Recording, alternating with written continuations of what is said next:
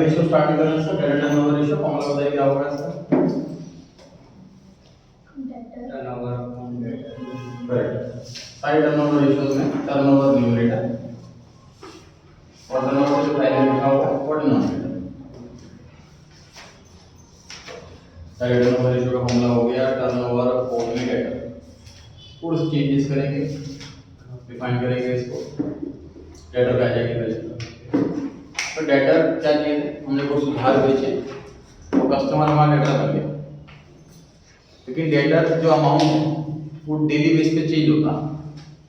आज मैं 10 लाख के कुछ उधार बेच दी, डेटर 10 लाख के बन गए, फिर उसमें 2 लाख भिजवा दिए, डेटर 8 लाख का रह गया। फिर उधार बेचा, फिर डेटर बढ़ गया, तो डेली चेंज होता। तो यहाँ पे डेटर कौन से डेटा तो डेली चेंज हो रहा है। क्या करेंगे हम, जो तरीका हमने स्टॉक में अपनाया था वही तरीका से अपनाएंगे। एवरेज डेटर, साल की शुरुआत में जितने डेटर थे और साल के एंड में जितने डेटर थे उसका एवरेज कर लेंगे, जो का डिनोमिनेटर ऊपर आता है सर टर्नओवर, मतलब कि सेल्स। पता है डेटर कॉस्ट प्राइस पे होते हैं कि सेलिंग प्राइस पे होते हैं? डेटर सेलिंग प्राइस पे होते हैं। जिस प्राइस पर हम बेचते हैं उसी से एंट्री करते हैं debtor account debit to sales. मुझे बताइए जो टर्नओवर है, जो सेल्स है, ये सेलिंग प्राइस पे होती है कि कॉस्ट प्राइस पे होती है? टर्नओवर सेल्स है, सेलिंग प्राइस पर ही होता है। तो ये दोनों ही सेलिंग प्राइस पर है। तो इस बार ये काम बच गया हमारा कि हमें कॉस्ट प्राइस में कन्वर्ट करने की जरूरत नहीं है। स्टॉक टर्नओवर रेशियो में ये रिक्वायरमेंट आई थी। स्टॉक टर्नओवर रेशियो में ऊपर सेल था, नीचे स्टॉक। स्टॉक कॉस्ट पे होता है, सेल सेलिंग प्राइस पे होता है। कंपेरेबल नहीं है, कन्वर्ट करना पड़ा, सेल को सीओजीएस बनाना। अगली रेशियो पढ़ी हमने ट्रेड पेबल टर्नओवर रेशियो। उसमें ट्रेड जो मतलब क्रेडिटर जो होते हैं वो कॉस्ट पे होते हैं, सेल सेलिंग प्राइस पे होता है। कंपेरेबल नहीं, कन्वर्ट करना पड़ा। इस बार दोनों ही सेलिंग प्राइस पे, वो कन्वर्ट नहीं करना पड़ा। चलिए ऊपर टर्नओवर लिखा है, टर्नओवर का मतलब सेल्स। सेल्स का मतलब तीन चीजें होती हैं, कैश से, क्रेडिट से, माइनस सेल्स से। मुझे बताइए डेटर्स होते हैं, इनमें से सेल्स रिटर्न घटी हुई होती है या नहीं? घटी हुई, क्योंकि ड्यूरिंग द ईयर जब भी सेल्स रिटर्न की एंट्री हमने करी होगी तो एंट्री करी होगी sales return account debit to debtor account. तो डेटर घटने के बाद ही बैलेंस शीट में आता है। तो ये अगर सेल्स रिटर्न घटने के बाद है तो ऊपर भी सेल्स रिटर्न घटने के बाद वाले ही चाहिए, माइनस होना चाहिए। कैश से अगर डेटर से कोई लिंक नहीं, इसलिए नहीं है। जितने भी साल में हमने पूरी कैश सेल्स करी है उसका कोई लिंक ही नहीं है डेटर से, इसलिए हम कैश सेल नहीं कंसीडर करेंगे इस वाले रेशियो में। तो अल्टीमेटली फॉर्मूला क्या बनेगा,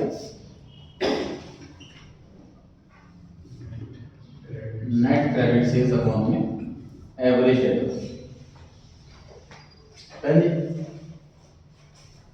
उसी का तो लास्ट रेशियो के अंदर भी ट्रेड पेबल टर्नओवर रेशियो के अंदर क्या सीखा था कि सर क्रेडिटर बीबी बन जाते हैं थोड़ा सा क्रेडिटर, इसी तरीके से थोड़े से डेटर बीआर बन जाते हैं।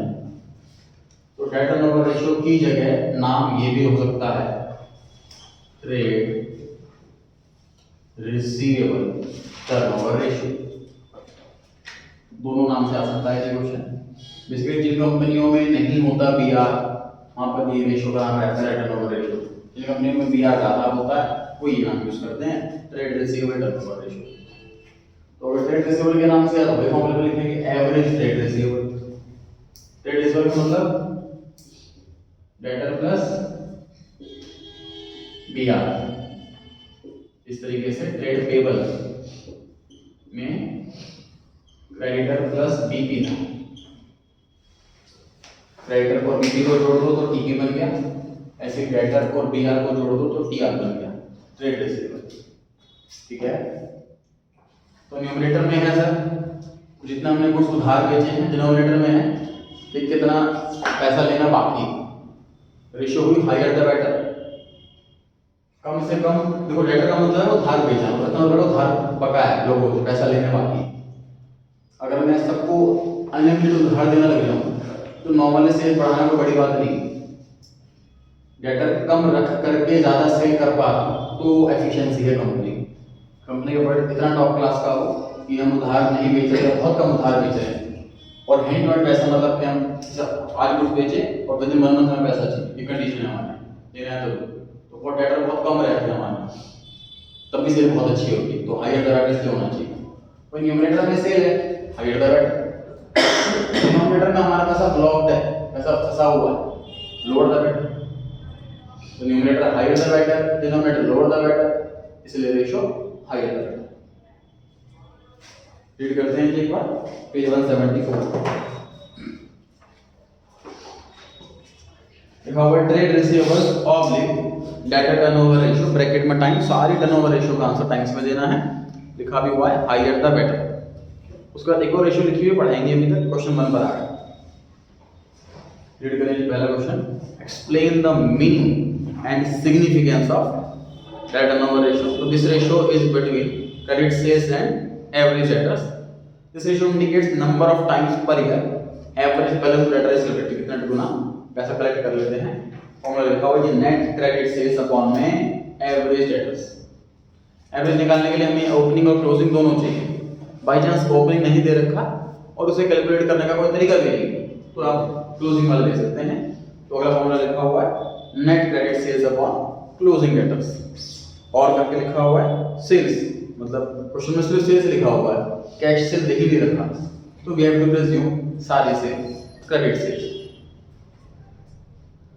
आगे एवरेज का फॉर्मूला लिखा हुआ है opening plus closing divide by. Significance में पहला पढ़े, इस रेशियो का दूसरा नाम क्या है, डेटर वेलोसिटी रेशियो। ये वेलोसिटी एक बार पहले भी पढ़ा है, कहां पढ़ा है, वेलोसिटी पर एक बार पहले भी पढ़ा। स्टॉक टर्नओवर रेशियो का दूसरा नाम inventory velocity ratio, stock velocity ratio भी था। चलिए point number 2, it measures the efficiency of the credit collection policy of a concern. ये क्या चीज है, क्रेडिट कलेक्शन पॉलिसी। सर जब कंपनियां उधार देती हैं तो एग्रीमेंट में टर्म्स कंडीशन में लिखा होता है कि आपको कितने दिन के अंदर अंदर पेमेंट करनी है, और अगर उससे डिले हुआ तो आप पर इंटरेस्ट चार्ज किया जाएगा या पेनल्टी चार्ज की जाएगी। तो ये है कलेक्शन की policy and indicates whether large working capital of the concern is locked up with the debtors or not। ज्यादा पैसा फंसा हुआ है डेटर पे या नहीं, ये चीज भी पहले पता लग जाती है। Third point, high debtor turnover ratio indicates better cash flow from the concern. ज्यादा रेशियो आ रही है, बेटर कैश फ्लो है। In other words high ratio indicate the debts are being collected more quickly. यहाँ पे डेटर्स को short में dates बोला हुआ है। सेकंड क्वेश्चन पर आ गए, सेकंड क्वेश्चन पर अभी बताओ पढ़ गया। फ्रॉम द फॉलोइंग कैलकुलेट करना है टर्नओवर रेशियो। सबसे पहले item total sales 2,25,000, cash sale 20%। बना निकालो क्रेडिट से शुरू हो जाओ। क्रेडिट सेल निकालो,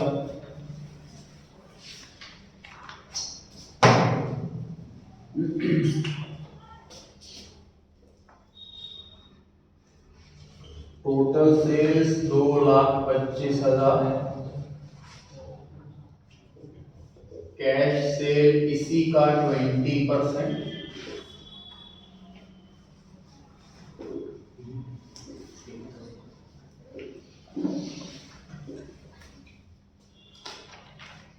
तो क्रेडिट सेल कितनी होगी, total sale minus credit sale 1,08,000।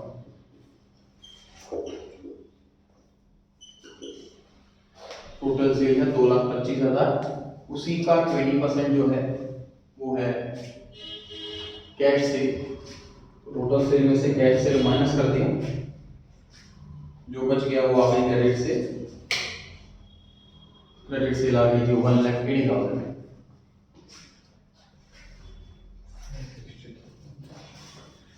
Sales return दे रखी है 20,000, तो नेट क्रेडिट सेल कितनी आ गई, credit sale minus sales return.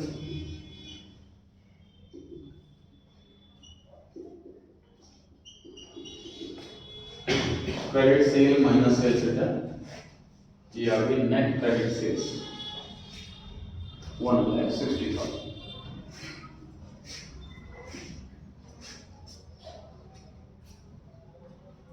Debtors opening closing दोनों दे रखे हैं, एवरेज निकाल लीजिए। डेटर्स ओपनिंग क्लोजिंग दोनों दे रखे हैं, एवरेज निकाल लीजिए।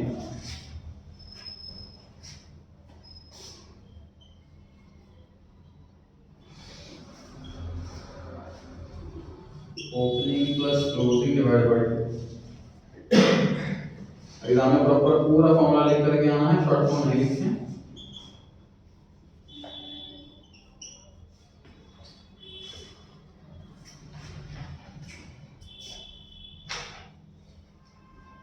न्यूमरेटर भी आ गया है, डिनोमिनेटर भी आ गया है।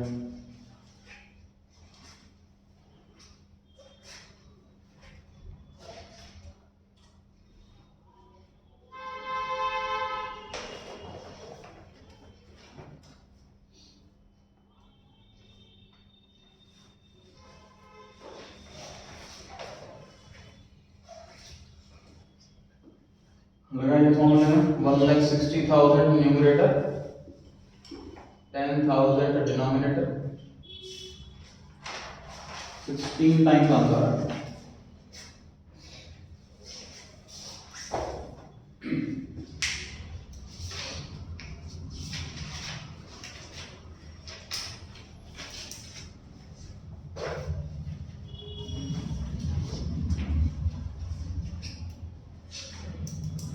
एक 1,60,000 रुपये क्या चीज है सर? पूरे साल में टोटल 1,60,000 रुपये का सामान हमने उधार बेचा। 10,000 रुपये क्या चीज है sir? On an average daily हमारा जो पैसा ब्लॉक रहता है डेटर्स में 10,000 रुपये रहता है। तो 10,000 रुपये ब्लॉक करके हम 1,60,000 की सेल कर पा रहे हैं, 16 गुना सेल कर पा रहे हैं। हाइयर द बेटर, जिसमें हाइयर द बेटर होता है उसमें कभी आइडियल रेशियो नहीं होती, आइडियली ऐसा होना चाहिए जिसमें हाइयर द बेटर होता है। ये करंट रेशियो है, बहुत ज्यादा भी नहीं होनी चाहिए, बहुत कम भी नहीं होनी चाहिए, ऐसी जगह होती है आइडियल रेशियो, ना पीछी रेशियो होनी चाहिए। बस ऐसे जहाँ ज्यादा हो उतना अच्छा, जितना ज्यादा उतना अच्छा, ऐसी चीज होती है, वहाँ आइडियल रेशियो नहीं होती।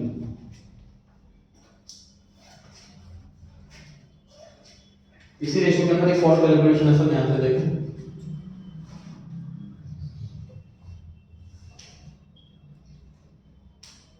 एवरेज कलेक्शन पीरियड, इसी रेशियो के अंदर दूसरा फॉर्मूला है 365 days divide bye debtor turnover ratio.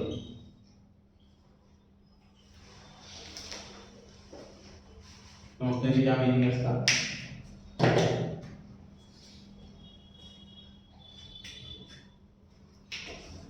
Note कर लीजिए, पहले डिस्कस करते हैं। नोट कर लीजिए, तो मैं कुछ चेंजेस करा के समझाने की कोशिश करता हूँ।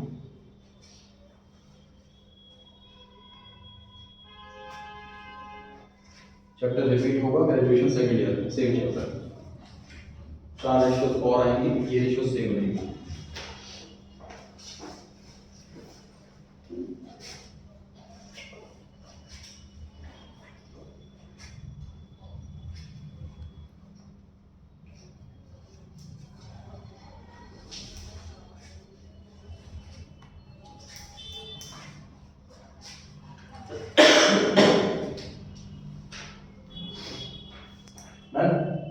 नोट कर लिया, मैं कुछ समझाए चेंजेस कर रहा हूँ वहां पर। 365 डेज की जगह ना सर हम 12 महीने भी लिख सकते हैं। कब 365 डेज लिखे, कब 12 महीने लिखे, उसका मतलब समझिए।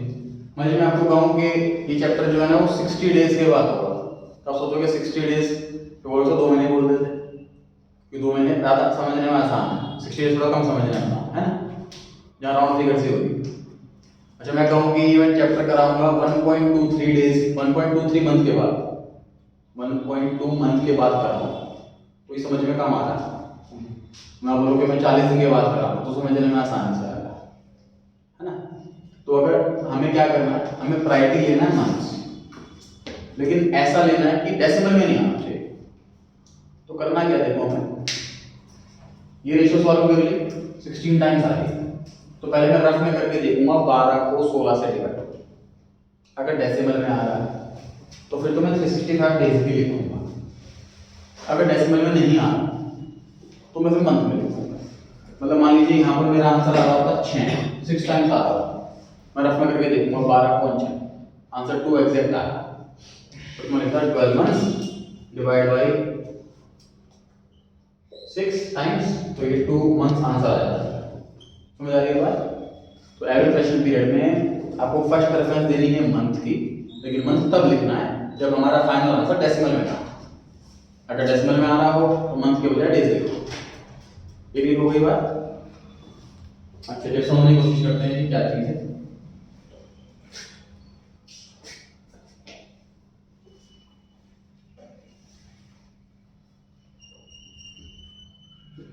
मान लीजिए मेरी क्रेडिट सेल्स आ रही है 1,20,000, पूरे साल में सेल करी 1,20,000, साल में होते हैं 12 महीने, मतलब कि पर मंथ सेल 10,000 रुपये की है ना। 1,20,000 पूरे साल की सेल और साल में 12 महीने, तो 1,20,000 को 12 से डिवाइड करा, मतलब ऑन एवरेज इसका मीनिंग क्या निकला कि मैं हर महीने लगभग 10,000 रुपये की सेल रखता हूँ साल में। ये मतलब हुआ ना, तभी पर साल की 1,20,000 बैठ गई।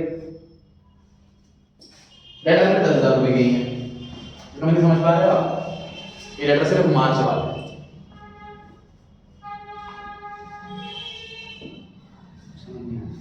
डेटा सिर्फ मार्च वाले मतलब देखो ऊपर 1,20,000 की सेल टोटल पूरे 12 महीने। अभी आंसर कंप्लीट हो चुका है, ये लॉजिक क्या निकला, मीनिंग क्या निकला, उस पर चर्चा करना है बस। वो समझाने के लिए मैंने अमाउंट डिजिट चेंज करी, तो कि थोड़ा राउंड फिगर में समझ में आसानी से आ जाए, इसे डिजिट चेंज करी। एग्जाम्पल चल रहा है मेरा कि मान लीजिए हर महीने में 10,000 रुपये उधार में सेल कर रहा हूँ, पूरे साल की सेल हो गई 1,20,000, ठीक। डेटर इस टाइम दिखा रहा है 10,000, 31 मार्च को दिखा रहा है 10,000 रुपये, वो मार्च में जाके सेल करी है मैंने, तो मार्च में डेटर तो है वो। फिर ट्राई करता हूँ, अप्रैल में 10,000 की मैंने सेल करी उधार में, इसका पैसा मई में आ गया, मई में 10,000 की उधार सेल करी, इसका पैसा जून में आ गया, ऐसा चल रहा है। अब मैंने मार्च में जो उधार सामान बेचा 10,000 रुपये का, इसके पैसे अप्रैल में आएंगे, 31 मार्च तक नहीं आए, तो डेटा ये तो दिख रहा होगा मुझे मार्च वाली से ही, है ना। समझ आ रही है बात? तो अब मार्च का जो उधार है वो 31 मार्च डेटा में दिख रहा होगा, वो 10,000 रुपये दिख रहा है। इसका मतलब मेरी कलेक्शन पॉलिसी क्या है कि मैं 1 मंथ में लोगों से पैसे ले लेता हूँ, डेटा से 1 मंथ पर उधार दे देता हूँ। अभी कैलकुलेशन दिखाएगी इस रेशियो से, 1,20,000 को 10,000 कितना आंसर आ रहा है जी? 12। 12 मंथ्स अपॉन में 12 कितना आंसर आया? 1 मंथ। तो मतलब मेरी कलेक्शन की पॉलिसी है कि मैं 1 मंथ के अंदर पैसा लोगों डेटा से ले लेता हूँ। दूसरा एग्जांपल देखो, डेटा मान लीजिए 20,000 रुपये आ रहे हैं, पूरे साल की सेल 1,20,000, मतलब 10,000 पर मंथ की सेल होती है मेरे पास, डेटा 20,000 रुपये दिखा रहा है, कितना आंसर आया? कितना आंसर आया? मतलब मेरा 2 महीने की उधारी चलती है, मैं आज मैं उधार बेचूंगा, पैसे 2 महीने बाद मिलेंगे, तो चेक करो लॉजिकली सही है कि नहीं। 10,000 पर मंथ की सेल, डेटा 20,000 है, तो मतलब मार्च और फेब दोनों का पैसा नहीं आया, मार्च की सेल का पैसा नहीं आया, फेब की सेल का पैसा, दोनों का पैसा नहीं आया, ठीक है। ये रेशियो बताइए, हाइट द बेटर कि lower the better? Lower the better. Data से जितना जल्दी पैसा आना अच्छा, एवरेज कलेक्शन पीरियड जितना कम हो उतना अच्छा। तो क्या सीखा समझने? डेटा टर्नओवर रेशियो तो हाइट द बेटर, सेल ज्यादा से ज्यादा हो, डेटा कम से कम, और average collection period lower the better, ठीक है। चलिए क्वेश्चन 4 पर आ गए, फॉर्मूला लगाना।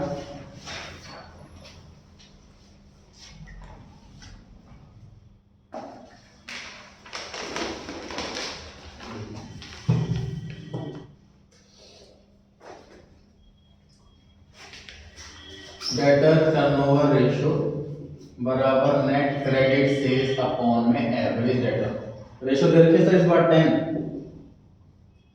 नेट क्रेडिट सेल भी दे रखी है 2 लाख, एवरेज डेटर्स निकालने बताओ कितने आ गए।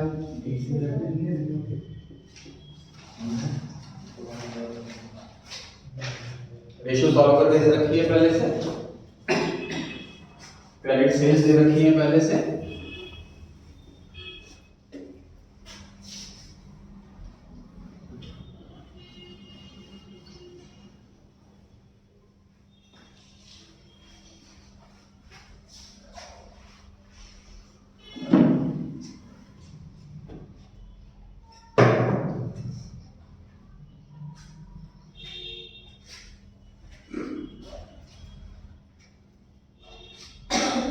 देखा debtor at the end are 10,000 less than the opening. मतलब सर अगर ओपनिंग डेटर x है तो क्लोजिंग वाला कितने को बताना,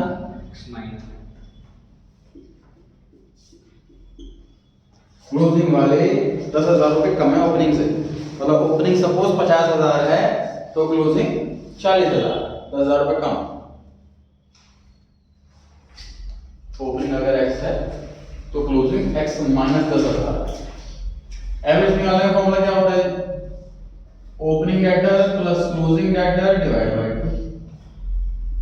ये फुल फॉर्म लिखना आप लोग को, सोच रहे हो लिमिट एमबीसीडी क्या है, ओडी क्या है।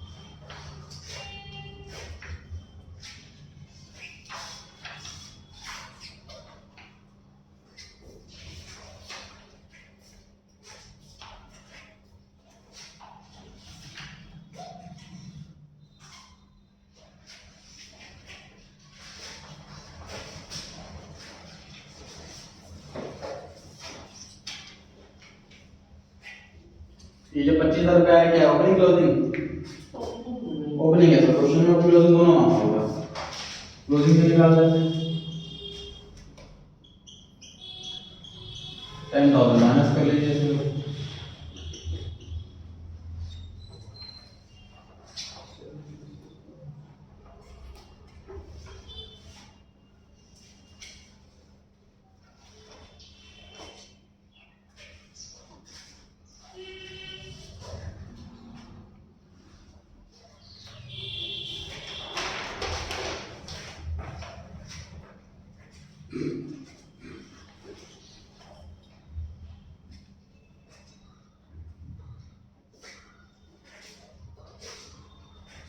बढ़े जी आगे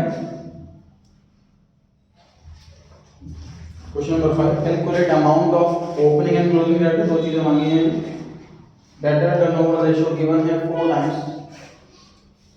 COGS गिवन है 6,40,000, GP रेशियो गिवन है 20%।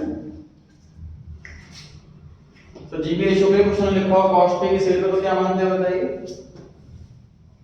सेल्स पर मानते हैं। सेल का 20% जीपी है लेकिन सेल पता नहीं है कितनी, तो we have to presume it x और 100। सेल अगर x है तो जीपी कितना हो गया, x का 20% 0.2x। कॉस्ट कैसे निकालते हैं सर, सेल में से जीपी माइनस करके, COGS कॉस्ट कैसे निकालते हैं, सेल में से जीपी माइनस कर दो तो कॉस्ट बचती है, सेल में जीपी माइनस कर दो तो कॉस्ट बचती है।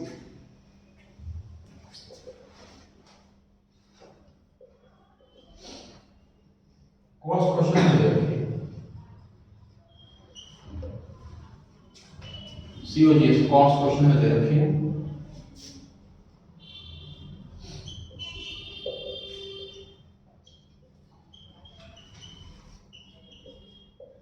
कैलकुलेशन खुद से करें, नोटिंग की जरूरत ना रहे।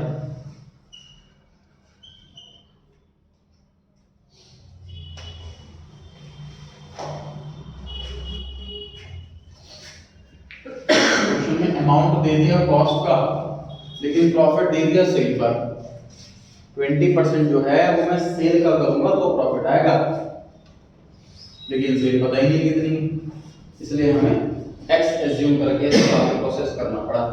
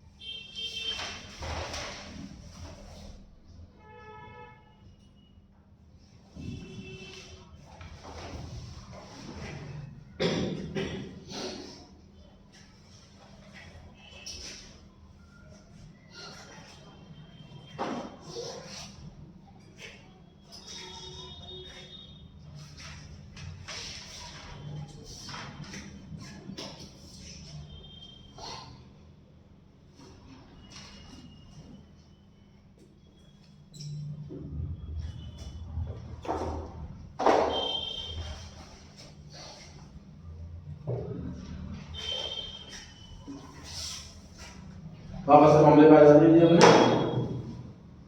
डेटर टर्नओवर रेशियो दे रखी है 4, सेल्स हमने निकाल ली 8 लाख। अब इसे कैसे आ जाएंगे जी एवरेज डेटर, सेल्स हमने कैलकुलेट कर ली 8 लाख रुपीस, रेशियो क्वेश्चन में सॉल्व करके दे रखी है 4 times,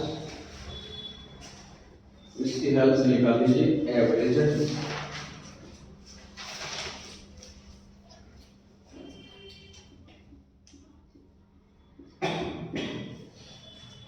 Average debtors 2 lakh. Our closing debtor are 20,000 more than the beginning.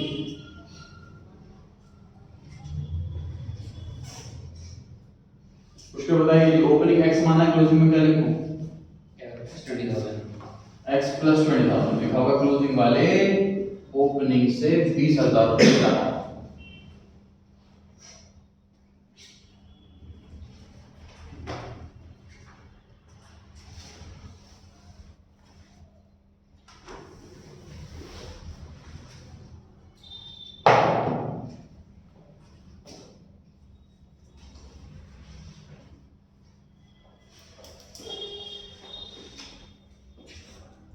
Average debtor formula लगाएंगे, इससे ओपनिंग क्लोजिंग निकल जाएगा।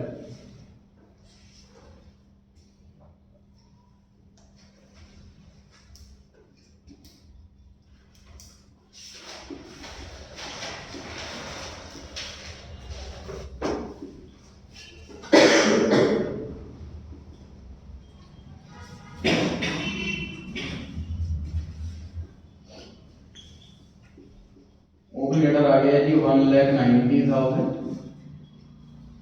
20,000 रुपये जोड़ दीजिए 2,10,000, ये आ गया जी closing debtor.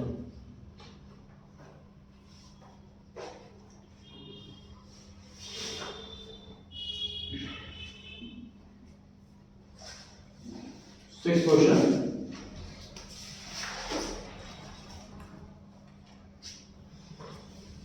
Two companies of the same industry, एक इंडस्ट्री की सेम दो अलग अलग कंपनी, जैसे टेलीकॉम की बात करें तो जियो एयरटेल हो गया। Both companies allow a credit period of 30 days to their customers. जब कस्टमर को बोलते हैं, उधार देते हैं, उनको बोलते हैं कि आपको 30 दिन के अंदर अंदर पैसे देने हैं, ये बोलते हैं customer. The following particulars have been extracted from their books. दोनों कंपनियों की सेल गिवन है टोटल, दोनों कंपनियों की कैश सेल गिवन है, डेटर्स गिवन है, बीआर गिवन है। लिखा हुआ है कैलकुलेट करो एवरेज कलेक्शन पीरियड। देखिए एवरेज कलेक्शन पीरियड का फॉर्मूला हमने से देखा है 12 या 65 डेज अपॉन में debtor turnover ratio. Debtor ratio तो मांगे नहीं इस क्वेश्चन के अंदर, इसको ओपन करो। डेटर का फॉर्मूला क्या होता है? Net credit sales upon average denominator का डिनोमिनेटर न्यूमरेटर होता है। तो ये दो फॉर्मूले हो गए, मतलब एवरेज कलेक्शन पीरियड निकालने के तो ये तरीका है। 365 डेज ऊपर लिखो, डेटर टर्नओवर रेशियो नीचे लिखो। बट अगर डेटर टर्नओवर रेशियो आपने नहीं निकाली, कुछ निकालनी नहीं मांगी नहीं, तो ऐसे में हम डायरेक्ट ये वाला फॉर्मूला अप्लाई कर सकते हैं। 365 डेज ऊपर multiply by average debtors divide by net credit sales.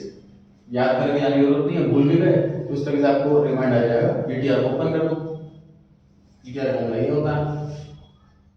Average debtor हो गया डिनोमिनेटर का डिनोमिनेटर, इसलिए वो बन गया न्यूमरेटर।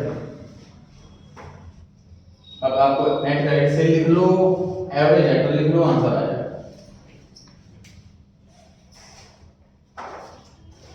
पहले वाली कंपनी की बात करते हैं। 365 days divide by credit sales कैसे निकालें? टोटल सेल में से माइनस कर देते हैं कैश से। एवरेज डेटर कैसे निकालें? सर डेटर और बीआर दोनों क्लोजिंग वाले दे रखे हैं, ओपनिंग वाले दे ही रखे, तो क्लोजिंग वाले दे दो। Debtor plus BR 15। मैं कहता ना ओपनिंग ना दे रखा हो तो क्लोजिंग वाले हम ले सकते हैं। रीजन हो सकता है पहला साल ओपनिंग डेटर है नहीं, जब कंपनी का पहला साल होता है तो ओपनिंग आइटम कुछ भी नहीं होती, ना ओपनिंग डेटर ना opening stock. 365 divide by 170 into में 50।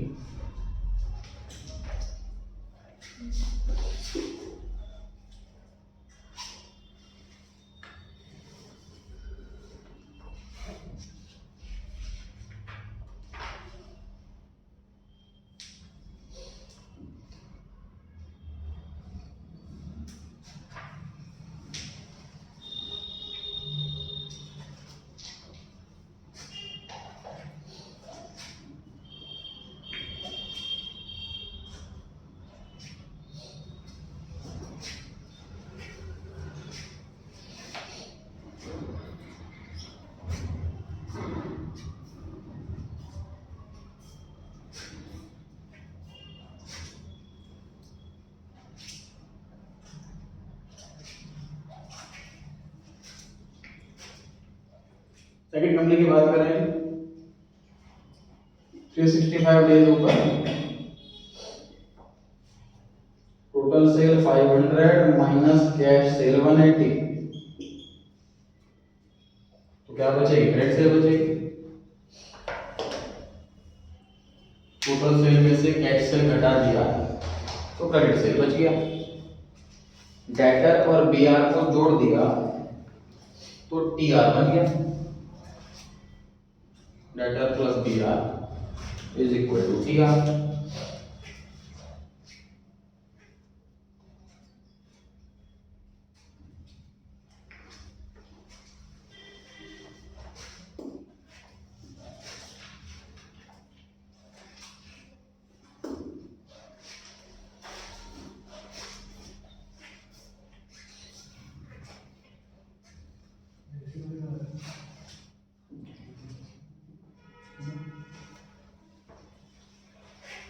Three 65 divided by 320 इंटू में 22। पहले वाले में आ रहा सर 32 दिन, डेसिमल में आ रहा होगा, राउंड ऑफ किया हुआ है। वो दूसरे वाले में आ रहा है 25 दिन।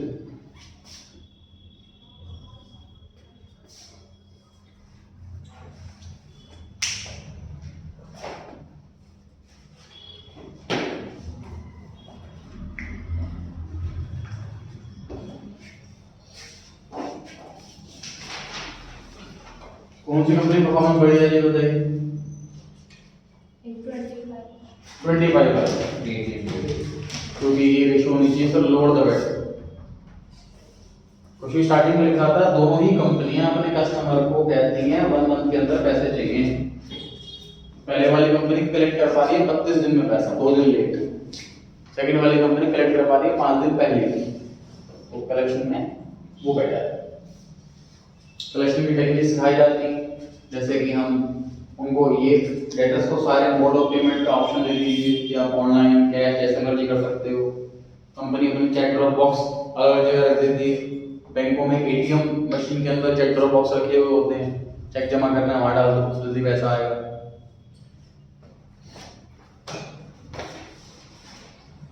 बढ़े आगे 7th question. A company sells its products on cash as well as credit. Information दे रखी है कि टोटल ग्रॉस का मतलब इसमें cash sale plus credit sale ये जोड़ा हुआ है। ग्रॉस लिखा मतलब कैश सेल से माइनस नहीं, कैश सेल दे रखी है अलग से, सेल्स रिटर्न दे रखी है अलग से। इतनी हेल्प से ही हम नेट क्रेडिट से निकाल सकते हैं। 1 लाख रुपए ऊपर इसमें से माइनस कर दी कैश से, इसमें से माइनस कर दी सेल्स रिटर्न, तो क्या बच जाएगा? नेट क्रेडिट सेल्स बच जाएगा। क्या बच जाएगा? नेट क्रेडिट सेल्स बच जाएगा। टोटल सेल में से कैश सेल भी माइनस कर दी और सेल्स रिटर्न भी माइनस कर दी।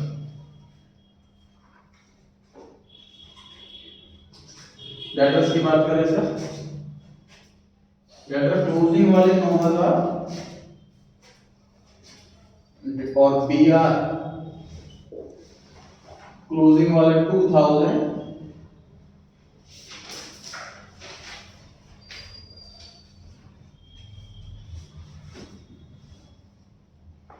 इस क्वेश्चन में मांगा है एवरेज कलेक्शन पीरियड।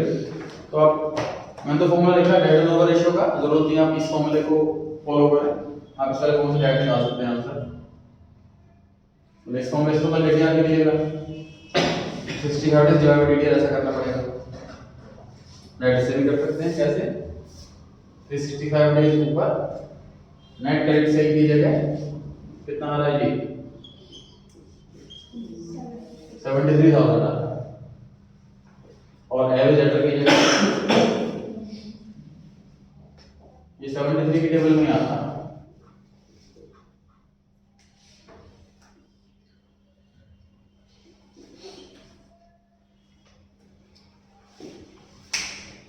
की टेबल में आता है 365।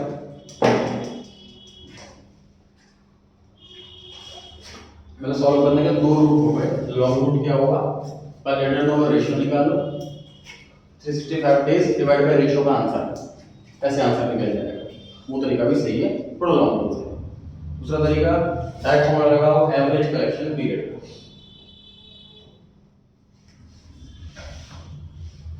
टोटल सेल 1 लाख, इसमें से माइनस करा 20,000 कैश सेल का, इसमें से माइनस करा 7,000 सेल्स रिटर्न का। सर ये एवरेज डेट 5,000 मानते हैं बाय 2 भी होगा। देखिए डिवाइड बाय 2 तब करते हैं जब हम ओपनिंग लिखें, उसके बाद उसमें क्लोजिंग जोड़ें और फिर डिवाइड बाय 2 करते हैं। ओपनिंग तो दे ही नहीं रखा, सिर्फ क्लोजिंग दे रखा।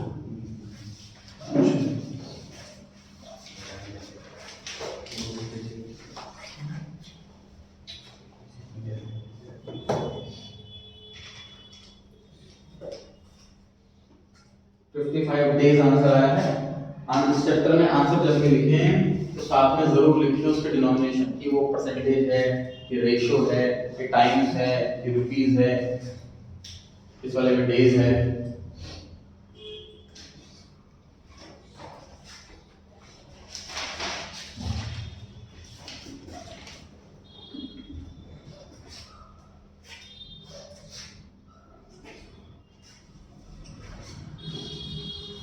बात करते हैं इस क्वेश्चन जो आप लास्ट टाइम दे रखी थी, प्रोविजन फॉर डाउटफुल डेट्स, वो कंसीडर करना है, नहीं करना है, क्यों करना है, इस पे चर्चा करते हैं। देखिए ध्यान से देखिए, सपोज 1 लाख की सेल्स है और डेटर है सपोज 10,000। तो जब प्रोविजन क्रिएट करते हैं तो उसके एंट्री ध्यान है किसी को, प्रोविजन फॉर डाउटफुल डेट्स जब क्रिएट किया जाता है, बनाया जाता है फ्रेश, उसकी जनरल एंट्री क्या होगी? Provision for doubtful debts amount level to debtors now.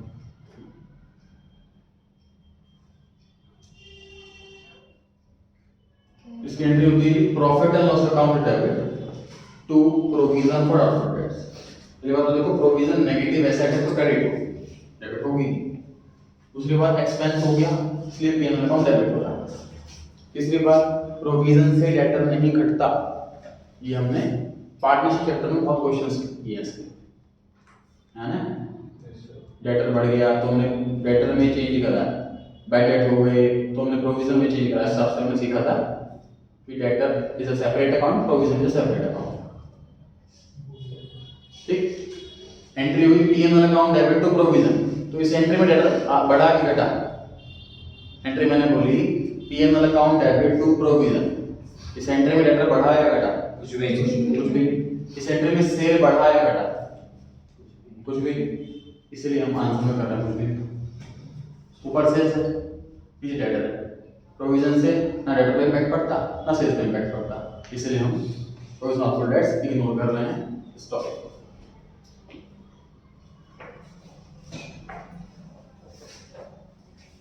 एक क्वेश्चन पर आ गई, from the following information calculate करें trade receivable turnover ratio. Total revenue है 8,40,000, कैश सेल 40% है क्रेडिट सेल का। अब यहाँ मैथ के कितने बड़े एक्सपर्ट हैं तो कैसे निकाल पाएंगे? क्रेडिट सेल निकाल,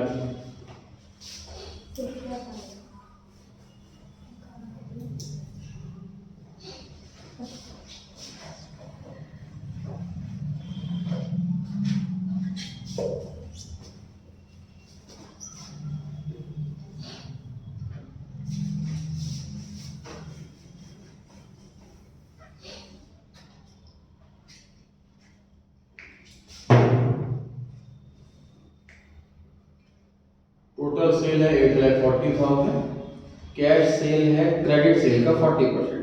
मतलब अगर कैश सेल निकल जाए तो क्रेडिट सेल निकल जाएगी, लेकिन कैश सेल बताएगी। कैश सेल निकाल लेते हैं, क्रेडिट सेल का 40% करके, लेकिन क्रेडिट सेल बताएगी।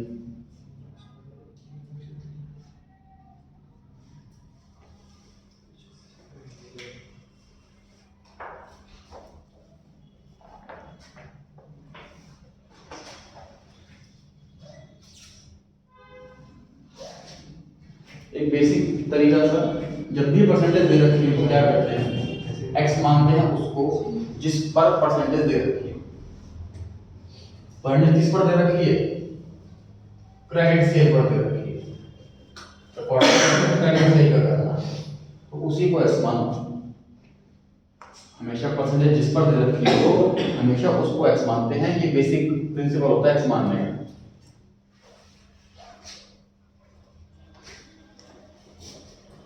तो बताइए कैश सेल कितनी आ जाएगी?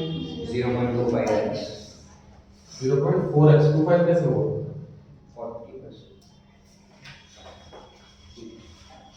40%, 40/100 आ गया। Cash sale plus credit cell बराबर होता है टोटल सेल।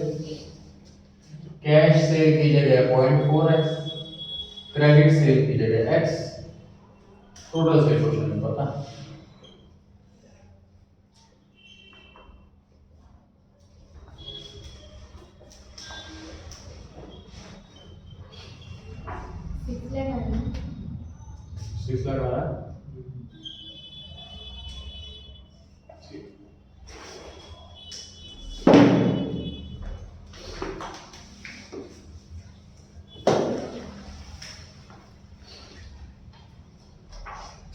जिस पर दे रखा है 40% ऑफ क्रेडिट सेल लिखा हुआ है, तो ऐसे केस में हमें क्रेडिट सेल को एक्स मानना है। ये तरीका हुआ।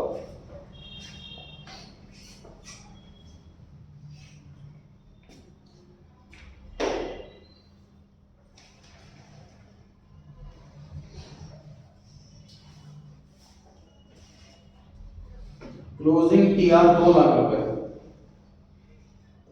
आगे लिखा है excess of closing over opening 80,000।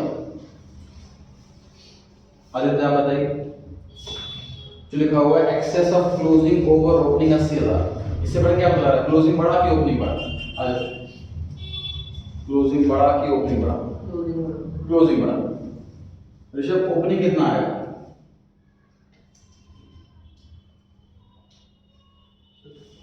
Closing plus 80,000। Tanish, opening TR कैसे निकालोगे? Closing minus opening. Closing minus opening, opening कैसे निकलेगा? Krishna, closing minus 80,000। हाँ जी, अब सही आ रहा है आंसर। इतनी बेसिक मैथ को कैसे गड़बड़ कर रहे हो? देखो ध्यान से, क्वेश्चन कह रहा है क्लोजिंग वाला 2 लाख है। ध्यान से देखना, इस क्वेश्चन को हिंदी में बोल रहा हूँ। क्लोजिंग वाला 2 लाख, क्वेश्चन कह रहा है क्लोजिंग जो है ना वो 80,000 ज्यादा है, तो ओपनिंग कितना? 80,000 घटा दो ना, तब तो ओपनिंग निकलेगा।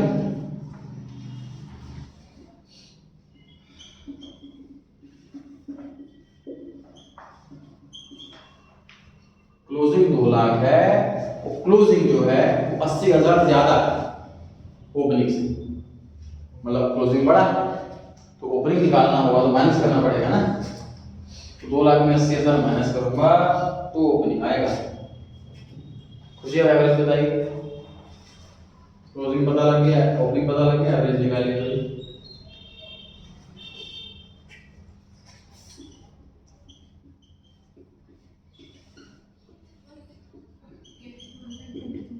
लॉट बोलिए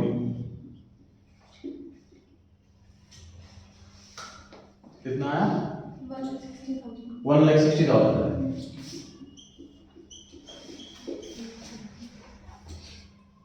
क्रेडिट सेल भी है, एवरेज डेटर भी है, सब कुछ।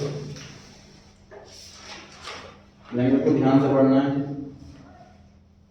जितनी डिफरेंट वैरायटी आ चुके एग्जाम में वो सारी वैरायटी में दे रखी है, रिवाइज करना आपका काम, ध्यान रखना आपका काम।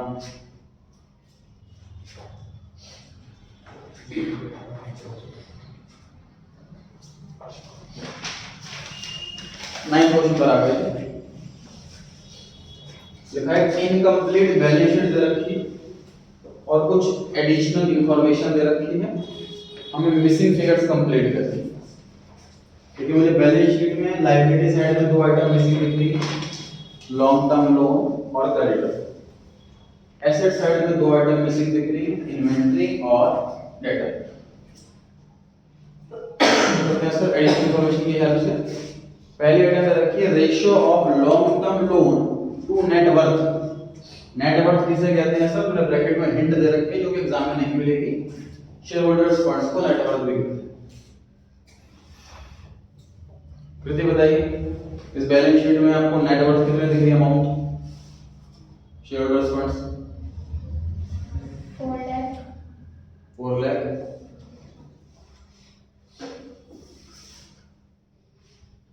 ऋषिका बताइए। 6 lakh। करेक्ट है। 4 लाख इक्विटी शेयर कैपिटल और 2 lakh general reserve. Equity share capital होता है शेयर कैपिटल का पार्ट और जनरल रिजर्व होता है रिजर्व एंड सरप्लस का पार्ट। शेयर होल्डर फंड के अंदर दोनों आ गए। तो इस वाले रेशियो के हिसाब से sir long term loan upon share holder fund बराबर 1:2। लॉन्ग टर्म लोन नहीं पता और शेयर होल्डर फंड 6 लाख, तो लॉन्ग टर्म लोन कितना हो गया? 3 lakh। तो हमारा एक 4 में से हमारा एक स्टेप कंप्लीट हो गया। 4 चीजें निकालनी थी, हमने एक आइटम निकाली, एक आंसर आ गया।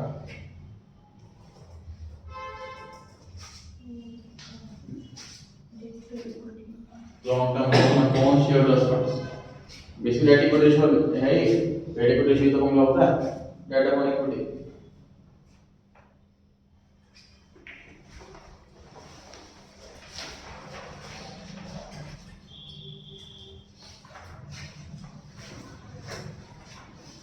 पॉइंट नंबर 2 में लिखा हुआ है सेल्स जो है वो 12 लाख रुपए है, तो सेल्स तो बैलेंस शीट में कहीं आती नहीं।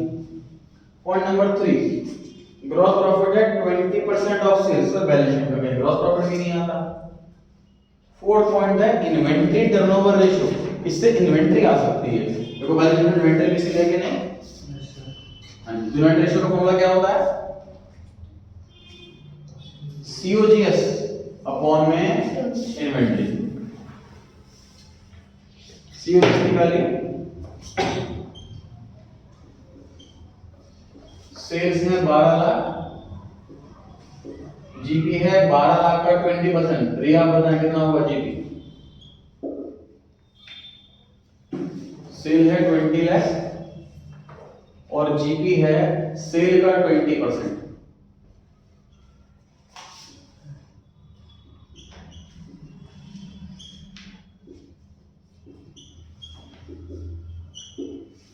So GP 2,40,000. जीपी आ गई 2,40,000, 12 लाख का 20% 2,40,000। यशस्वी आप बताएंगे COGS, सेल में से प्रॉफिट हटाओ तो COGS आ जाता है। सेल में से प्रॉफिट हटाओ तो कॉस्ट पता लग जाती है।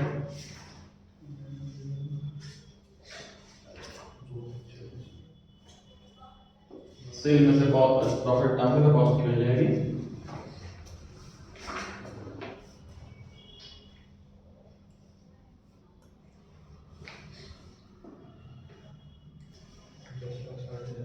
हाँ जी 10 लाख का है, 9 लाख का है, 9 लाख का है।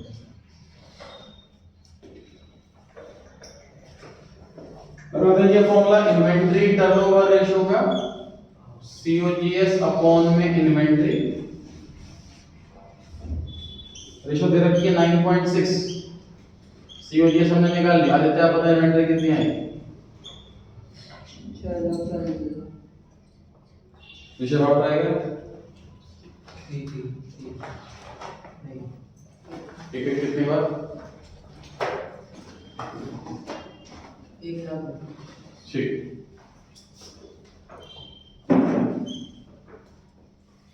इन्वेंटरी टर्नओवर रेशियो क्वेश्चन में गिवन है 9.6, COGS हमने निकाली है 9,60,000, इन्वेंटरी आ गई उससे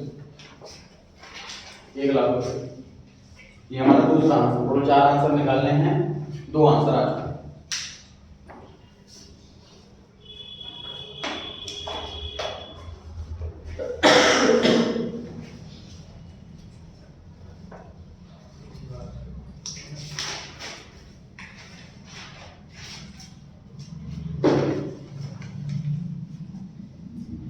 point number 5 debtor turnover ratio, formula बताएं इसका,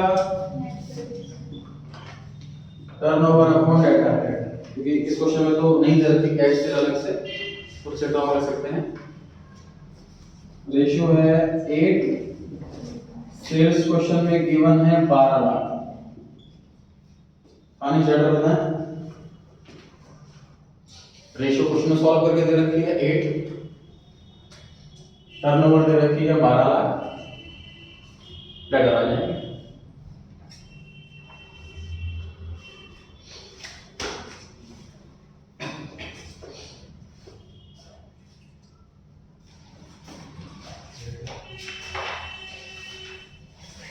बड़ा दानिश कितना है,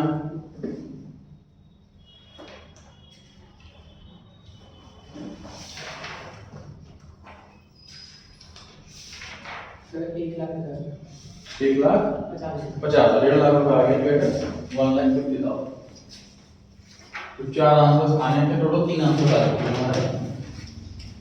लॉन्ग टर्म लोन आ गया, इन्वेंटरी आ गया, डेटर आ गया, क्या रह गया, क्रेडिटर रह गया। बड़े जी इंफॉर्मेशन फॉर्म से रखिए, लास्ट वाले छठी इंफॉर्मेशन देखिए, एसिड टेस्ट रेशियो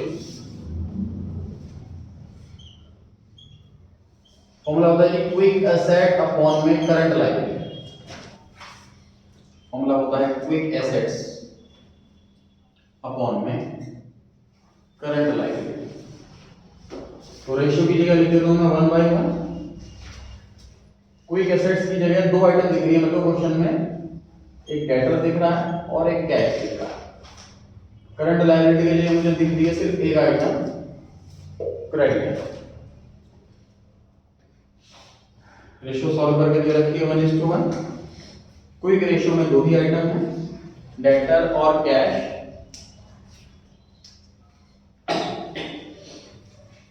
और करंट लायबिलिटी में सिर्फ एक ही आइटम है क्रेडिट।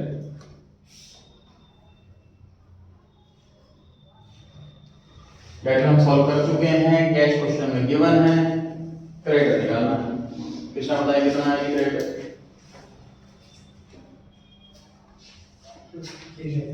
ठीक है 3 लाख रुपए आ रहा है। चेक करें तो 3 लाख रुपए आ रहा है। 4 आंसर आ चुके हैं, तब भी आंसर कंप्लीट ना सोच करके हमें क्या करना है, बैलेंस शीट टैली करनी है। टोटल करो एसेट साइड का, टोटल करो लायबिलिटी साइड का। अगर मैच कर रहा है तो हमने सही करा है, वरना हमने कहीं ना कहीं गड़बड़ की, कैलकुलेशन में मिस्टेक कर दी।